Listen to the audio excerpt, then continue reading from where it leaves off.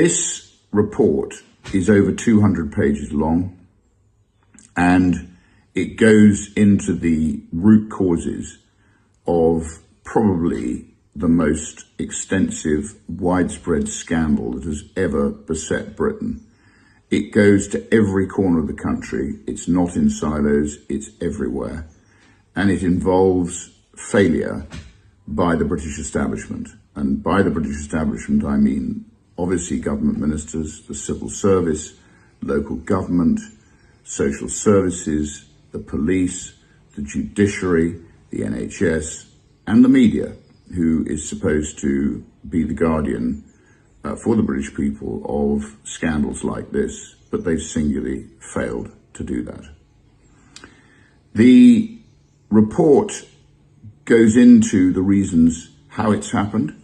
It goes into the reasons why it's happened, and that is all the reasons, and we analyze everything. I'm very grateful to all of the experts who appeared, all of the survivors who were brave enough to appear, all of my fellow MPs who came, and most of all to Graham Smith, who is the barrister who has produced this report with help from members of the inquiry team as well. I'm immensely grateful to all of them. It's been a very harrowing experience. Some of the testimonies we heard were beyond believable.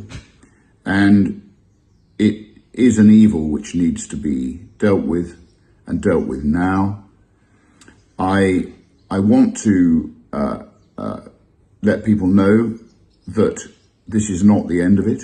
We will be pursuing those people who have failed us.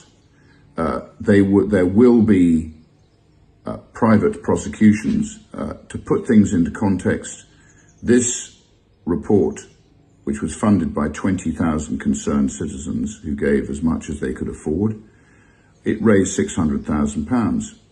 The J inquiry alone cost the taxpayer 186 million. We still have funds left to help us to pursue private prosecutions and to start the process of prosecuting those people who have failed us. We're also intent on naming those people in Parliament, where we're not going to prejudice a legal case, so that everybody knows those people who are responsible, who should have dealt with this, but failed to deal with it. So it's been a long, hard, arduous 16 months, and I want to thank everybody. And I hope that every member of the British public has the time to read this. It's not straightforward. It will take time, but it needs to be understood, and it needs to be dealt with, and dealt with now. Not through a statutory inquiry which has been forced by our inquiry, a statutory inquiry which, by the way, has had the terms of reference watered down and will, like all government failures, be kicked down the road. And by the time hands are held up and people admit there's a problem, the people who made the decisions, the bad decisions, which is common in government, as we've seen with the post office, as we've seen with infected blood and countless other scandals that have had to be cleaned up, that there will be no retribution, no holding to account. And when there's no holding to account, these things continue to happen.